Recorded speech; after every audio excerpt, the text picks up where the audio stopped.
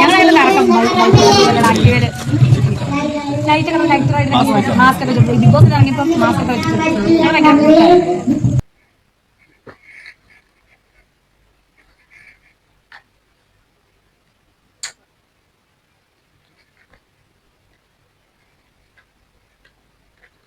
പുല്ല് നിർത്താന്ന് വെച്ചിട്ടുണ്ടെങ്കിൽ ഇവളായിട്ട് സമ്മതിക്കത്തില്ല. ശരിക്കും നമ്മൾ വിചാരിച്ചാണ് വേണ്ട വേണ്ട വേണ്ട. അതുകൊണ്ടാണ് കഴിഞ്ഞ ദിവസം നമ്മുടെ അനിമോള് റിയാക്ഷനുമായിട്ട് വന്നപ്പോൾ ഒന്നും നമ്മൾ എടുത്ത് ചെയ്തിട്ടേ ഉണ്ടായിരുന്നില്ല.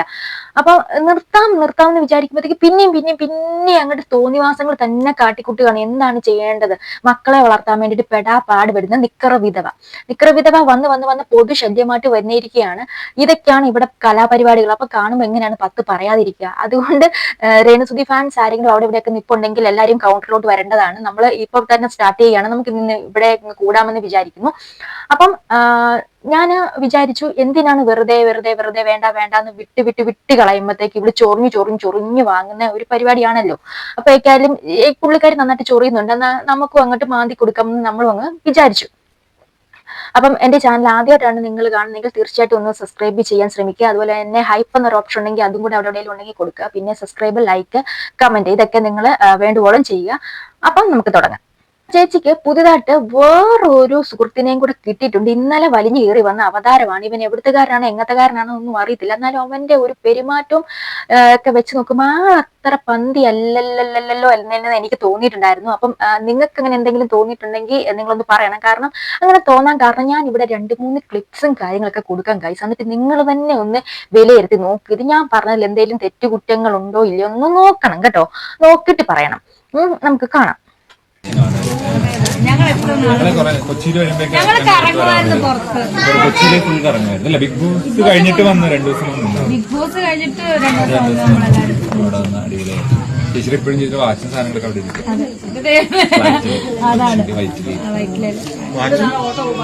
കുറച്ച് കയ്യിലുള്ള സാധനങ്ങള് ഇപ്പൊ പിള്ളേര് ഭയങ്കര ബിസി. ഇപ്പൊ കൊച്ചിയിൽ വന്നത് നമ്മളെ കാണാൻ സമയമില്ല. പ്രമോഷനും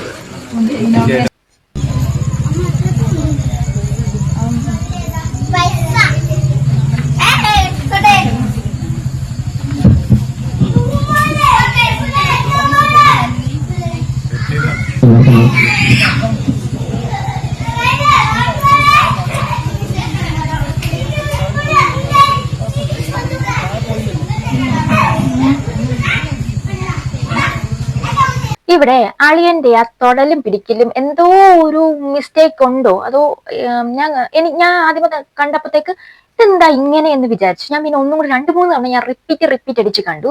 പിന്നെ ഞാൻ കമന്റ് ബോക്സ് ചെക്ക് ചെയ്തു. അപ്പൊ എനിക്ക് തോന്നി എന്റെ മാത്രം ഒരു ഡൗട്ട് അല്ല, അത്യാവശ്യം ആൾക്കാർക്കെല്ലാം ഈ മാതിരി ഒരു ഡൗട്ട് തോന്നുന്നുണ്ട്. അവന്റെ ആ പിടുത്തവും വലിയും ചേച്ചി എന്നൊക്കെ വിളിച്ചിട്ടാണ് വന്നേക്കുന്നത്. എനിക്ക് തോന്നുന്നു ഇവിടെ പോസിബിൾ ആയിട്ടുള്ള 2 കാര്യമാണ്. ഒന്നല്ലെങ്കിൽ ഇവനെ പട്ടിഷോ കാണിച്ച് ഓവറാക്കി കുളവാക്കി കാണിച്ചതാണ്. എന്താന്ന് വെച്ചിട്ടുണ്ടെങ്കിൽ ഒന്ന് ആളാകാൻ വേണ്ടി, ഒന്ന് മാസാകാൻ വേണ്ടിയിട്ട് ഞാൻ രേണു ഇത്ര ഇതാന്ന് കാണിച്ചേക്കാണ്. അല്ലെങ്കിൽ ഇവിടെ എന്തോ ഒരു സംഭവം നമുക്ക് അറിയാൻ പറ്റാത്ത എന്തോ ഒരു രഹസ്യ ഗൂഢാലോചന സിദ്ധാന്തങ്ങൾ ഇവിടെ നടക്കുന്നുണ്ട്. ഒരു അണ്ടർലൈനിലൊരു ഗൂഢാലോചന സിദ്ധാന്തം നടക്കുന്നുണ്ടെന്നുള്ള 2ാമത്തെ കാര്യം. അപ്പം എന്താണെങ്കിലും എനിക്കിങ്ങനെയൊക്കെ തോന്നി. നിങ്ങൾക്ക് ഇതിനകത്ത് എന്തെങ്കിലും പ്രത്യേകമായിട്ട് തോന്നിയോ എന്ന് നിങ്ങളൊന്ന് കമന്റ് ചെയ്യണം.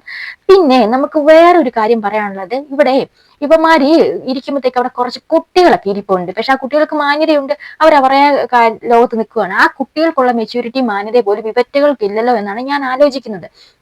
പിന്നെ എനിക്ക് പറയാൻ പറ്റുന്ന വേറൊരു കാര്യം വെച്ചാൽ, ഇവളെപ്പോഴും ഈ ആണുങ്ങളുടെ ഇടയിൽ തന്നെ ഒട്ടിപ്പിടിച്ചിരിക്കുവുള്ളൂ, ഈ ഇത്തിൽക്കണ്ണി പോലെ ഇരിക്കുവാണോ? ഇതിനകത്തൊരു ഡയറക്ടർ എന്ന് പറഞ്ഞ ഒരു പെങ്കൊച്ചാണ്.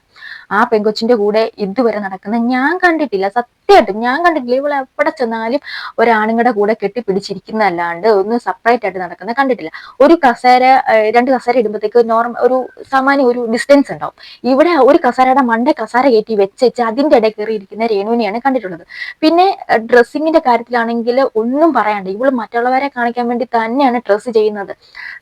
ഇവള് കാണിക്കുന്ന മുമ്പ് ഞാൻ ഈ സൈഡിൽ വെക്കാം, കേക്ക് എടുക്കുന്നു, കഴിക്കുന്നു, കസേര ഇരിക്കുന്നു.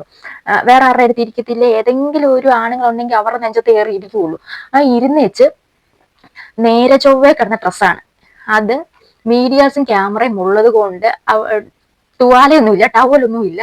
ആ കേക്ക് ഉടുപ്പേൽ അങ്ങ് നൈസായിട്ട് തൂത്തി പുളിപ്പിച്ചിട്ട് അങ്ങ് പൊക്കി വെച്ചിട്ട് ഇവള് നിൽക്കുന്ന ഇവൾ എന്റെ പൊന്നെ ഇങ്ങനെയൊന്നും പിള്ളേരെ വളർത്താൻ വേണ്ടി ഓടിപ്പടച്ച് നടക്കരുത് എന്റെ നിക്കർ വിധവേ എന്ന് മാത്രമേ പറയാനുള്ളൂ. കാരണം ഇത് എന്തൊരു സാധനമാണ് ഇത് ഉളുപ്പെന്ന് പറഞ്ഞൊരു സാധനമില്ല, മാന്യതയില്ല, ഇതിന് ഇനി ഭ്രാന്താണോന്നും അറിയത്തില്ല. അതുപോലത്തെ ഇത് എടാ ഒരു കൊച്ചുങ്ങളൊക്കെ ഉണ്ട്, വിധവയാണ്, സമ്മതിച്ചു, ഒരു കുഞ്ഞു കൊച്ചുകൊണ്ട് 2 പിള്ളേരുണ്ടെന്ന് പറഞ്ഞ് അതിൽ ഒന്നിനെ അങ്ങ് വിട്ടേക്ക്, അത് മറ്റേത് മൂത്തത് എങ്ങനെയാലും തട്ടിമുട്ടി ജീവിച്ചോളും, കാരണം ഇവിടെ അല്ലല്ലോ. രണ്ടാമത്തേനെ ഇവള് പ്രസവിച്ചതല്ലേ.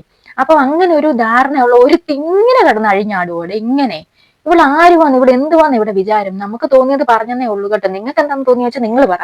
എനിക്ക് ഇതൊക്കെയാണ് തോന്നുന്നത്. കാരണം നമ്മുടെ ഫീൽഡിലോട്ട് വരുമ്പോഴത്തേക്ക് നമ്മൾ സ്വാഭാവികമായിട്ട് പറയേ പബ്ലിക്കായിട്ട് വന്ന സംഭവമാണ്. പബ്ലിക്കായിട്ട് വന്നതുകൊണ്ട് തന്നെ നമുക്ക് തോന്നിയ കാര്യങ്ങൾ പബ്ലിക്കായിട്ട് ചെന്ന് പറയുന്നു. അല്ല രേണുസുതിയുടെ ഇൻബോക്സിൽ പോയി പറയാനോ എനിക്ക് പറ്റത്തൊന്നുമില്ല. പബ്ലിക്കിൽ നമുക്ക് തോന്നി നമ്മൾ അഭിപ്രായം പറയുന്നു, അത്രേ ഉള്ളൂ.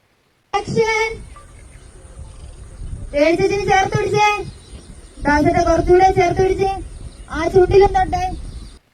പിന്നെ അടുത്ത ഒരു റീല് ഏതോ ഒരു പുതിയ ആൽബത്തിന്റെ ഷൂട്ടാണ്. ഈ ആൽബത്തിന് ഈ ഒരു ആൽബം ഒക്കെ എന്ത് തരം ആൽബം ആണെന്ന് അറിയത്തില്ല. ഇത് പിള്ളേരെ പിഴപ്പിക്കുന്ന സൈസിലെ ഒരു ആൽബമാണ്. ഒരു തലയ്ക്ക് മൂളയുള്ളവരാരും ഇത് പോയി കാണുമെന്ന് ചോദിച്ചാൽ എനിക്ക് അറിയത്തില്ല.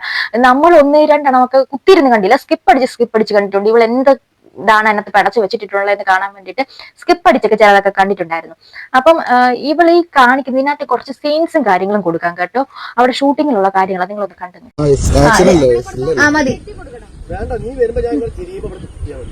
നെറ്റിന് കൊടുത്താൽ മതി, കുറച്ചുകൂടെ സംഭവം വരും.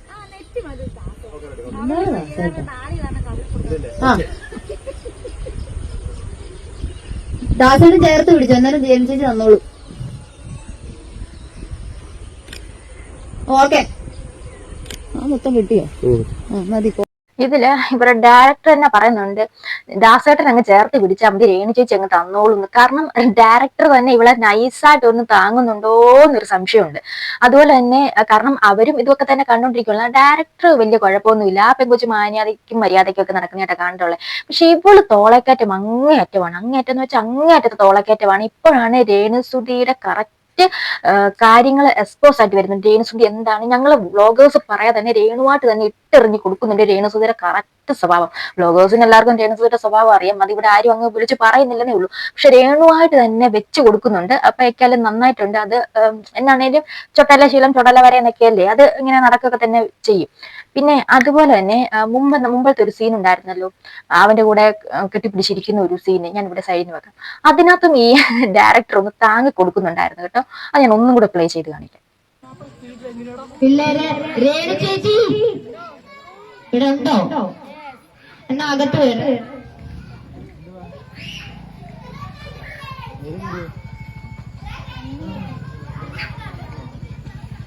രേണു ചേച്ചി ഉണ്ടോ, ഇവിടെ ഉണ്ടോ, മുറിയിലോട്ട് കയറി എന്നൊക്കെ പറയുന്നുണ്ട്. അപ്പം രേണുവിന്റെ ഈ ഒരു സംഭവത്തെ കുറിച്ച് പറയുകയാണെങ്കിൽ പബ്ലിക്കിൽ എങ്ങനെ പെരുമാറണം, എവിടെ എങ്ങനെ പറയണം എന്നുള്ള ഒരു കാര്യം അറിയത്തില്ല. നമ്മൾ സേഫ് സോണിലായിരിക്കും. അതായത് നമ്മുടെ ഫ്രണ്ട്സിന്റെ ഇടയിലൊക്കെ നമ്മൾ എന്തെങ്കിലുമൊക്കെ പറഞ്ഞു നിൽക്കും. എന്തെങ്കിലും നമ്മുടെ ഫ്രണ്ട്സും നമ്മൾ മാത്രമായിട്ടുള്ള നമുക്ക് സേഫ് ആയിട്ടുള്ള കാര്യങ്ങളാണ്. അത് പുറത്ത് പോകത്തില്ല, അല്ലെങ്കിൽ അത് വേറെ ആളും കേൾക്കുന്നില്ല ഇരിക്കുമ്പോഴാണ് നമ്മൾ അങ്ങനത്തെ ഒരു കാര്യങ്ങളൊക്കെ പറയുന്നത്. കാരണം നമ്മുടെ എല്ലാ തോന്നിവാസം അറിയാവുന്ന നമ്മുടെ ഫ്രണ്ട്സിനാണല്ലോ. പക്ഷേ നമ്മുടെ ഫ്രണ്ടിൽ ഒരു ക്യാമറ ഉള്ളപ്പോഴോ, അല്ലെങ്കിൽ ഞാൻ ഇപ്പൊ ഈ വീഡിയോ എടുക്കുന്ന സമയത്തോ എന്റെ ആക്ച്വൽ സ്വഭാവം നമ്മൾ കാണിക്കത്തില്ല. നമ്മൾ അത്രയും അലേർട്ടായിരിക്കും. കാരണം നമുക്കറിയാം നമ്മുടെ പക്ഷെ എന്ന് വെച്ച് നമ്മൾ പറഞ്ഞ നമ്മൾ അത്ര കൂതറയാണെന്നല്ല. നമ്മൾ ഈ ചെറിയ ചെറിയ കാര്യങ്ങളൊക്കെ ഉണ്ടല്ലോ, നമ്മൾ ലോക്കൽ വേർഡ്സ് നമ്മൾ ഫ്രണ്ട്സിന്റെ ഇടയിലൊക്കെ മാത്രമേ ഉപയോഗിക്കാറുള്ളൂ. അപ്പം ഈ രേണുസുതിയുടെ ഞാൻ ഇന്നലെ സ്ക്രോൾ ചെയ്തപ്പോൾ കണ്ടതാണ്, ഇവള് മീഡിയാസ് ഉള്ളപ്പോൾ തന്നെ ഇവള് തനി ലോക്കൽ വേർഡ്സ് ഉപയോഗിച്ചുകൊണ്ട് പറയുന്നത്. അതായത് പ്രതീഷും ദാസേട്ടൻ കോഴിക്കോട് വന്നു, അവരോട് എന്തോ റെസ്റ്റോറന്റ് ഇരിക്കുമ്പോഴത്തേക്ക് തനി ലോക്കലായിട്ട് സംസാരിക്കുന്ന കണ്ടിട്ടുണ്ട്. അങ്ങനെ രേണുസുതി പല സ്ഥലത്തും ഇതുപോലെ ലോക്കലായിട്ട് സംസാരിക്കുന്നത് നമ്മൾ കണ്ടിട്ടുണ്ട്. അപ്പം അത് ക്യാമറ ഉണ്ട് എന്ന് അങ്ങനെ ഉറപ്പുള്ള സമയത്താണ് ഇവളിങ്ങനെ സംസാരിക്കുന്നത്. അപ്പം തന്നെ ഇവിടെ ക്വാളിറ്റി എന്താണെന്ന് നമുക്ക് മനസ്സിലാക്കാന്നേ ഉള്ളൂ. എവിടെ എങ്ങനെ പെരുമാറണം, എവിടെ എപ്പോൾ എങ്ങനെ സംസാരിക്കണം, ആരെവിടെ. നമ്മളിപ്പം നമ്മുടെ ഫ്രണ്ട്സിനോട്, നമ്മുടെ പേരൻസിനോട്, നമ്മുടെ റിലേറ്റീവ്സ് അല്ലെങ്കിൽ നമ്മുടെ നെയ്ബേഴ്സ്, ഇങ്ങനെ 4 കാറ്റഗറി ഉണ്ട്. പിന്നെ ഒരു കുഞ്ഞു കുട്ടികളും ഉണ്ടെന്ന് വെച്ചാൽ ഇങ്ങനെ 5 കാറ്റഗറി ഉണ്ട്. ഈ 5 കാറ്റഗറി ഉള്ള ആൾക്കാരെ നമ്മൾ 5 രീതിയിലായിരിക്കും നമ്മൾ അവരെ ട്രീറ്റ് ചെയ്യുന്നത്. നമ്മുടെ ഫ്രണ്ട്സിനോട് നമ്മൾ ഏറ്റവും നന്നായിട്ട് നമ്മുടെ എല്ലാ സംഭവവും നമ്മൾ അവരോട് പറയും നമുക്ക് ഒരു മറ ഉണ്ടാകത്തില്ല. നമ്മുടെ ആക്ച്വൽ സ്വഭാവം എന്താണോ നമ്മൾ അത് അവരെ കാണിക്കും. നമ്മുടെ പേരൻസിന്റെ അടുത്ത് നമ്മൾ അവർക്കായിട്ട് ഒരു റെസ്പെക്റ്റും കാര്യങ്ങളൊക്കെ കൊടുക്കും. ഒരിക്കലും കൂട്ടുകാരോട് സംസാരിക്കുന്ന പോലെ നമ്മൾ പേരൻസിനോട് വന്ന് സംസാരിക്കത്തില്ല. പിന്നെ റിലേറ്റീവ്സിന്റെ അടുത്ത് നമ്മൾ എൻ്റർലി ഡിഫറെന്റ് ആയിരിക്കും. ഈ രണ്ട് കൂട്ടരോട് സംസാരിക്കുന്ന പോലെ അല്ലായിരിക്കും റിലേറ്റീവ്സിനോട് സംസാരിക്കുന്നത്.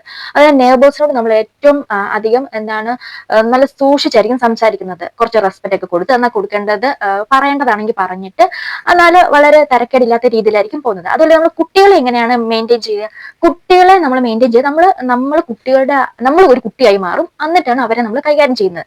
അതല്ലാതെ ഈ 5 കാറ്റഗറി പെട്ട ആൾക്കാർ നമ്മൾ ഒരുപോലെ ഡീൽ ചെയ്യാൻ നിന്നിട്ടുണ്ടെങ്കിൽ നമുക്കൊരു ക്യാരക്ടർ ഇല്ല എന്ന് നമ്മൾ പറയേണ്ടി വരും. നമുക്ക് അവിടെ ഒരു എന്ത് പറയണം, എന്ത് ചെയ്യണം, എപ്പോൾ എങ്ങനെയെന്നുള്ള ഒരു ബോധം നമുക്ക് ഇല്ലാണ്ടായി വരും.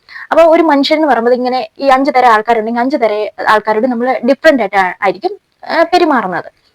അപ്പം രേണുവിനെ സംബന്ധിച്ച് എല്ലാവരോടും ഒരുപോലെയാണ് പെരുമാറുന്നത്. അതാണ് ഞാൻ മുമ്പേ പറഞ്ഞത്. എങ്ങനെ, എപ്പോൾ, എന്തെന്ന്, ഇവിടെ ആരൊക്കെ നിൽക്കുന്നു, എന്തൊക്കെ നിൽക്കുന്നു എന്നൊരു ബോധവും ബോധ്യമൊന്നും അവക്കില്ല.